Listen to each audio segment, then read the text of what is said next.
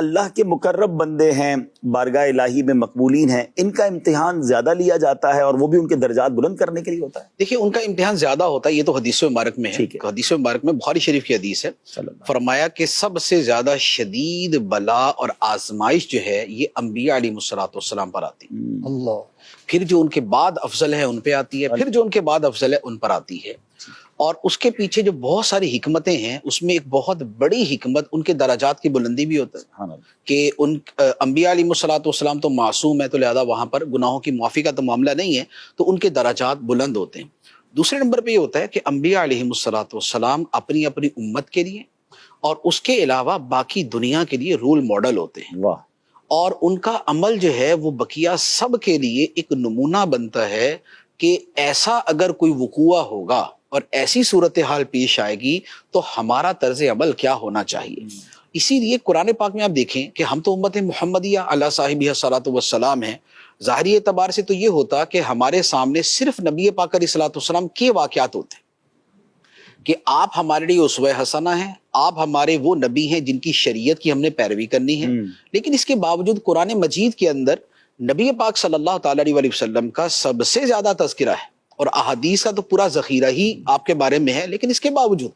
انبیاء علیہ السلام کی جو سیرت مبارکہ ہے وہ اتنی کثرت کے ساتھ جو بیان کی گئی ہے، وہ کیا ہے کہ ہر نبی کی زندگی بذات خود پوری جامع ہوتی، کوئی بھی نبی جو ہے اس کی زندگی میں نقص نہیں، لیکن ان کی زندگی کا کوئی ایک کمال جو ہے وہ غالب اور نمایاں طور پہ ہمارے سامنے رکھا گیا۔ یہ قرآن پاک کا اسلوب ہے۔ آدم علیہ السلام کی توبہ کہ ایک عمل بھول کر کیا پھر بھی توبہ کر رہے ہیں، اور ان کی بھول کا خود خدا فرما رہا ہے کہ بھولے، اور بھولنے کے اوپر گناہ نہیں ہوتا جو حقیقی گناہ جسے کہا جاتا ہے، لیکن پھر بھی انہوں نے توبہ کی، پھر بھی گریہ وزاری کی، پھر بھی کہا ربنا ظلمنا انفسنا، اے اللہ ہم سے ہماری جانوں پہ زیادتی ہوگی۔ یہ نہیں کہ یا اللہ یاد ہی نہیں رہا تو گناہ کس بات کا، نہیں، یا اللہ ہم سے زیادتی ہمارے۔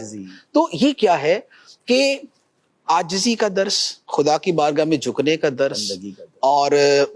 انانیت کو اصلاً جو ہے نا وہ ختم کر کے رکھنے کا درس، اللہ کی بارگاہ میں توبہ کا درس، یہ وہ ہے۔ نوح علیہ السلام کا شکر اور صبر اور تبلیغ اور جذبہ تبلیغ اور ولولہ تبلیغ اور جوش تبلیغ،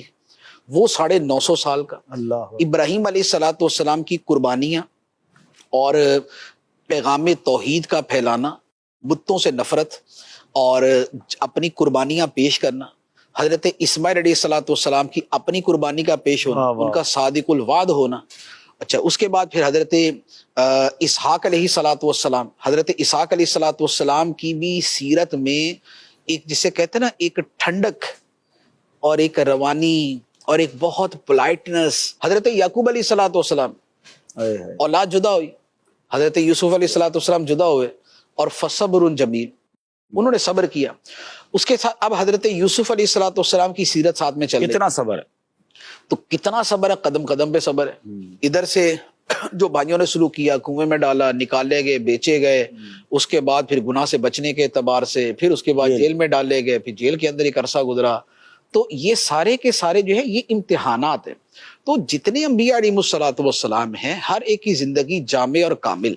لیکن اس کا کوئی ایک پہلو جو ہے وہ بطور خاص ہمارے سامنے رکھا گیا۔ سلیمان علیہ السلام کی بادشاہت رکھی گئی، ایوب علیہ السلام کا صبر رکھا گیا، یوسف علیہ السلام کی جیل کی زندگی اور تقوی کا جو واقعہ ہے وہ رکھا گیا۔ تو یہ سب جو ہے یہ ہمارے لیے، تو انبیاء کی زندگی نے ہمارے لیے چونکہ نمونہ بننا تھا، اس لیے ان سارے امتحانات سے ان کو گزارا گیا۔ تو درجات کی بلندی، امتحانات کا ہونا، پھر اس کے ساتھ امتوں کے لیے ہمارے لیے نمونہ قائم ہونا، تو یہ وہ حکمتیں ہیں کہ جن کی وجہ سے سبحان اللہ۔